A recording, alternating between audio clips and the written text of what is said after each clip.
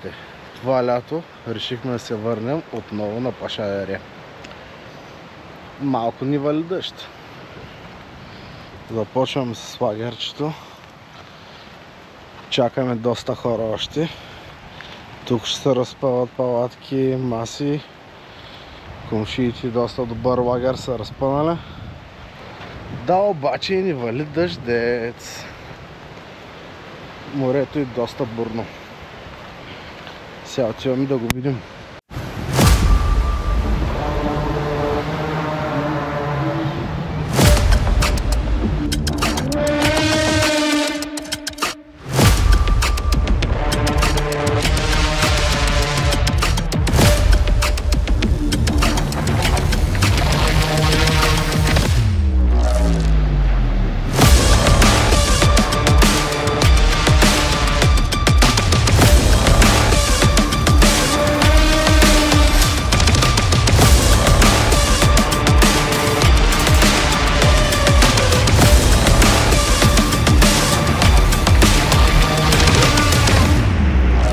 Плажът е абсолютно празен.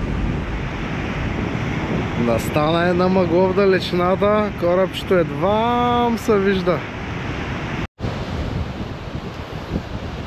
Ами да ходим да се скриваме. По-късно ще се занимаваме с готвени, чистени, оправяне и приготовления за гостите. Действаме!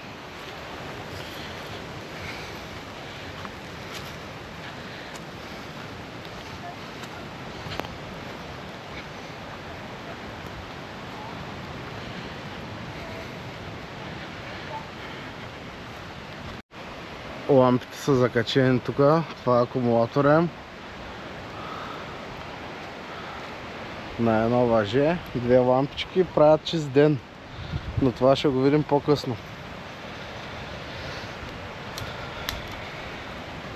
Тук ще бъде малко по кухненския бокс, мивки,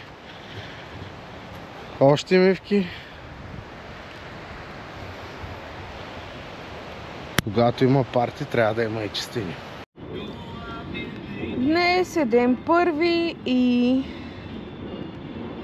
пристигнахме отново на морето, този път за повече време, но в самото време ни изненада, защото вали дъжд.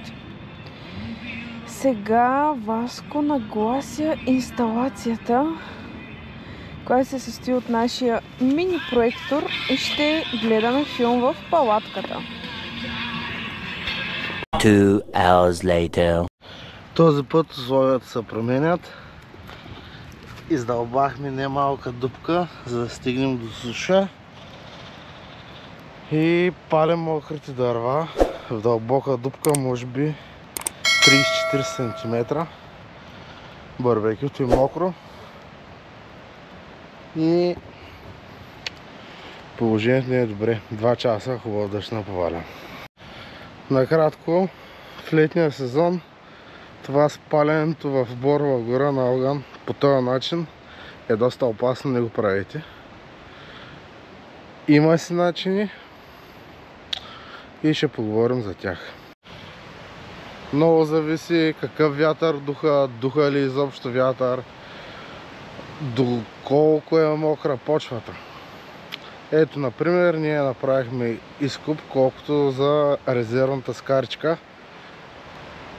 Може би около 40-45 см, като направихме много добър борд от пръста, която сме изровили и запълнихме с камъни.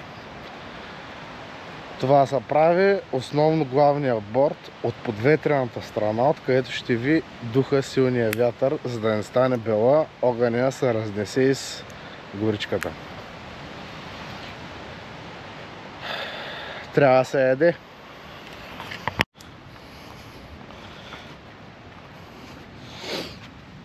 Не знам на камерата може да се види, това е 6 литър и половина.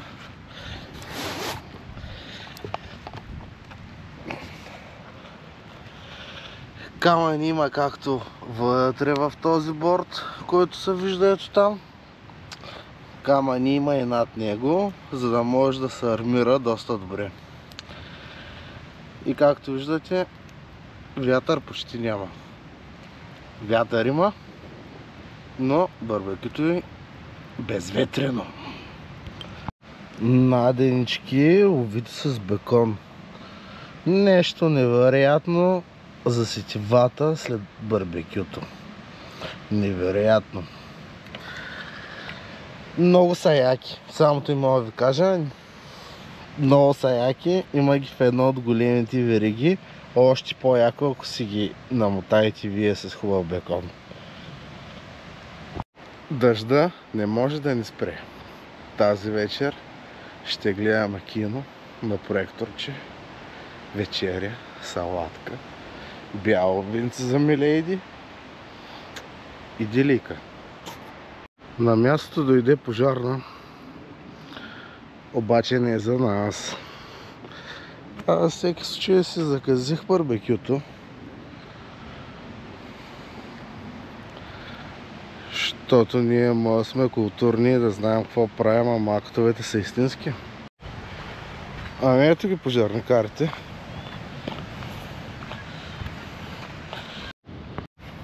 Нищо сериозно, но можеше да бъде. Затова трябва да се пазим сами.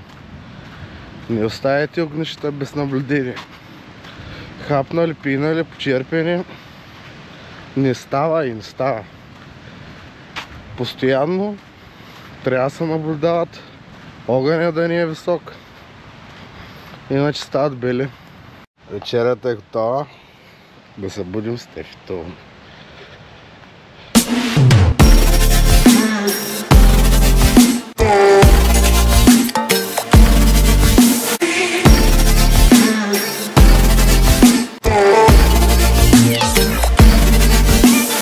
Вечерята е готова.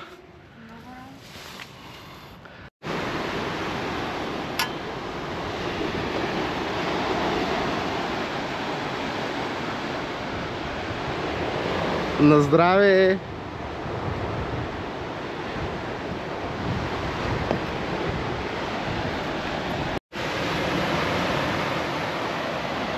А както казах, божествени наденчики с божествена гледка в божествена компания. Май аз съм компанията.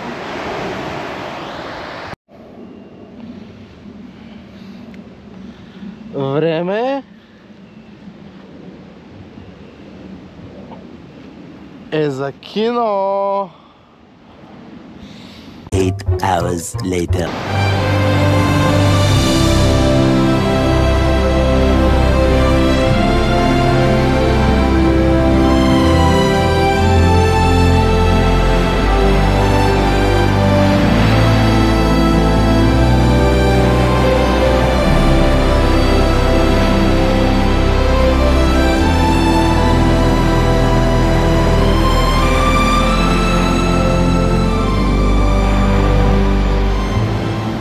Красавице, дай да те снимам.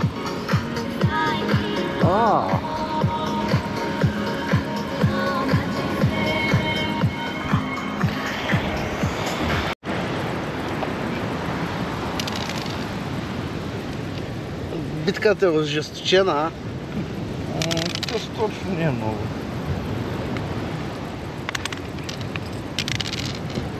Тук края е ясен.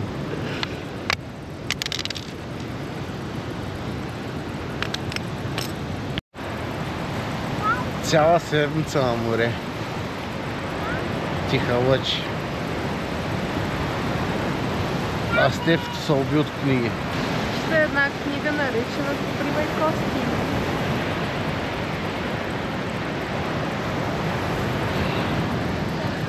Аз съм Кости. Този път лагер е още по-сериозен. Големи маси. Имаме гости. Гости. Направо комшица си тука. Този път сме малко по-модернизирани. Кухничка от Декатлон с 2 котлона. Тъй като сме доста повече хора и трябва да се готви за много челяд. включително и за деца.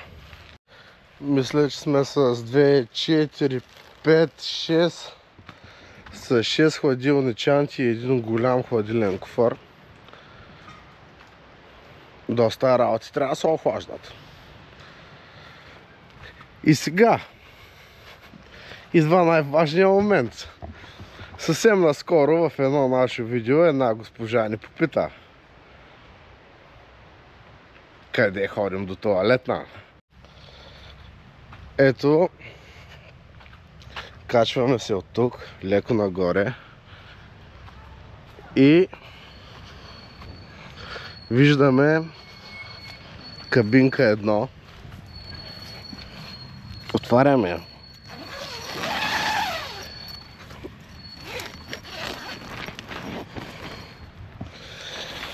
И тук имаме тоалетна порта поти.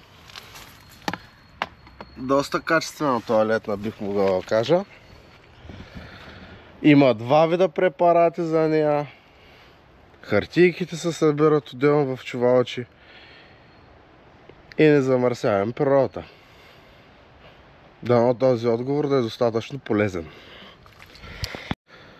И сега, след като вече погледнахме едната кабинка, идва време за втората. И какво виждаме тук? Душче. Той е закачен за един тягов акумулатор. Тубата с вода. И тук се къпям. Защото това, че сме в гората, не означава, че нямаме нужда от хигиена. Защото сега ще влезем малко по-навътре в гората. Искам само да ви кажа, че тия всичките хартии не са никнали тук.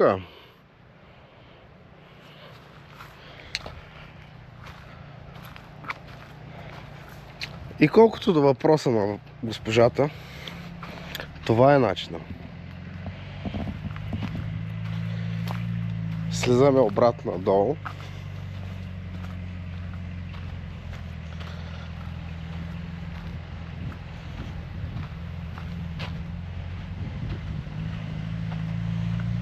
Тук е стефто, хамаци, още мивки. Това е централната мивка. Едни комши от Пловдив я сглобиха. Страхотно къмпингарско семейство.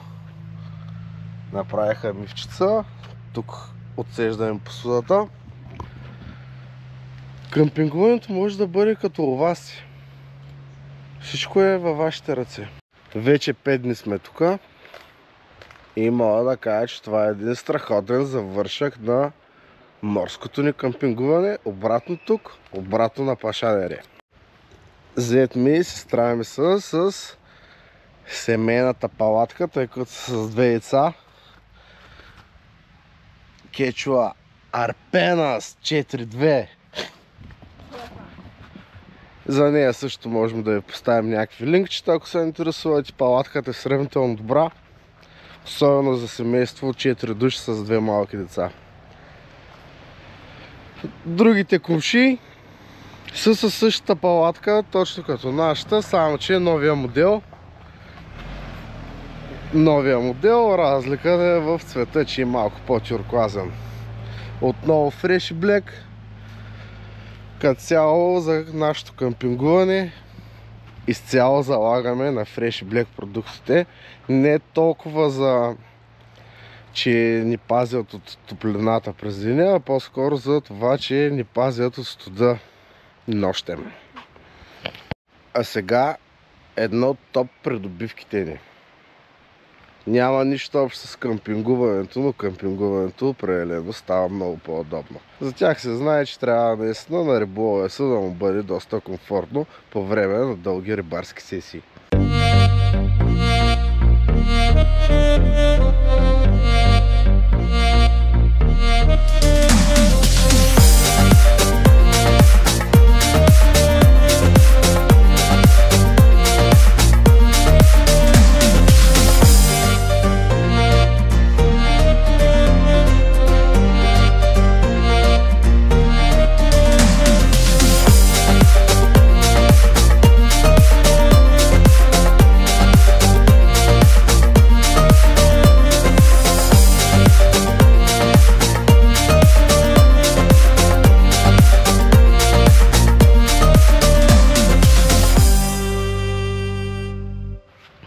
Какво е специалното за столовете на Миварди, които ви показвам в момента?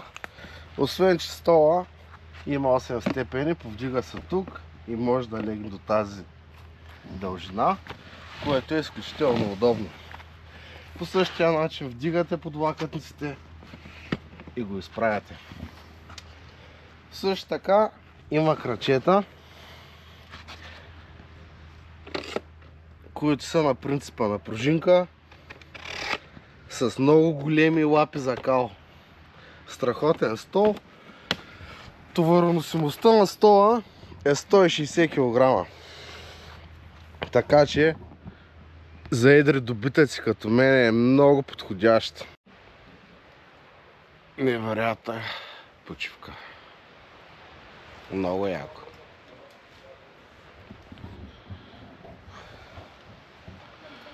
Стефче се прибра от плаж.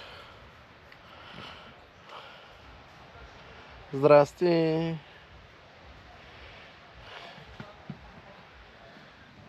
Комшиите с караваната и те вече са тук. Последна вечер, гала вечер. Абонирайте се за канала и ударете камбанката.